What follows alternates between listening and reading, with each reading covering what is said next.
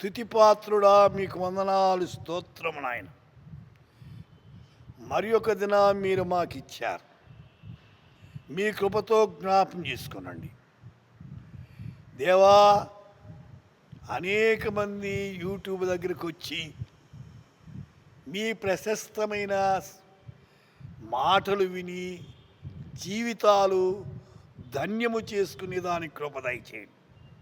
ఈ దినము లేవి కాండం 27వ అధ్యాయం 28వ వచనం, ప్రతిష్ఠించిన సమస్తము యెహోవాకు అతి పరిశుద్ధముగా ఉండును. Every devoted thing is most holy unto the Lord. जो कुछ अर्पणा किया जाए वह यहोवा के लिए పరమ పవిత్ర ठहरे. ప్రతిష్ఠించబడాలి. ప్రతిష్ఠత అంటే ఇంకా ఆయనకే. నీవు నీ సొత్తు కాదు, విలువ పెట్టి కొనబడిన ఆయన కొన్నాడు కాబట్టి ఆయన సొత్తు.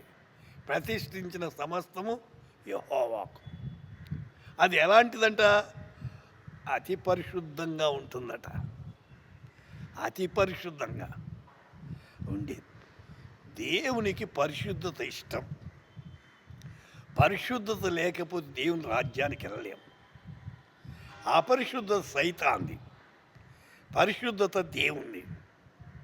అయితే లూకా సువార్తలో 2వ అధ్యాయంలో 25 వచ్చిన, యెరూషలేమునందు సుమయోనును ఒక మనుషుడు ఉండెను. అతడు ఎలాంటి వంట? నీతిమంతుడును భక్తిపరుడు. అతను నీతి ఉంది, భక్తి ఉంది, పరిశుద్ధమైన జీవితం జీవిస్తున్నాడు, పాపం అంటకుండా జీవిస్తున్నాడు. అయితే ఎవరు? సిమియోను. ఎక్కడున్నాడు? యెరూషలేములో ఉన్నాడు. అయితే నీతిగా జీవితం, నీతి కొరకు ఆకలి దప్పులు గలవారు ధన్యులు, వారు తృప్తి పొందుతారు. భక్తిగా కూడా ఉండాలి. కొన్నాళ్ళు భక్తి కాదు. కొంతమంది పండగల భక్తి, కొంతమంది ఏదన్నా గొప్ప కార్యాలు జరిగితే భక్తి నటన. దేవునికి భక్తిలో నటన ఇష్టపడడం.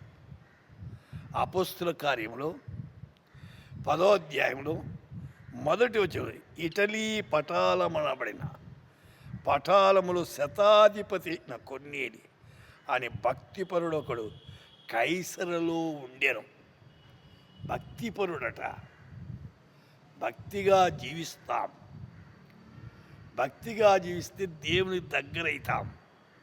భక్తిగా జీవిస్తే పరలోక రాజ్య వారసులమవుతాం. భక్తిహీనతగా జీవిస్తే నరకానికి వెళ్తాం. అయితే భక్తిగా జీవిస్తామా? దేవుని కృపలో ఎదుగుదామా? నేడే ఒక తీర్మానం చేసుకోండి. ప్రార్థన చేద్దాం.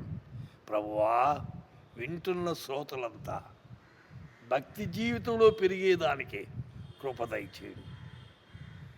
సమస్తమైన కీడు నుండి విడుదల పొంది భక్తిగా పెరుగుటకు కృప దయచేయమని యేసు నామమున ప్రార్థిస్తున్నాము తండ్రి. ఆమేన్.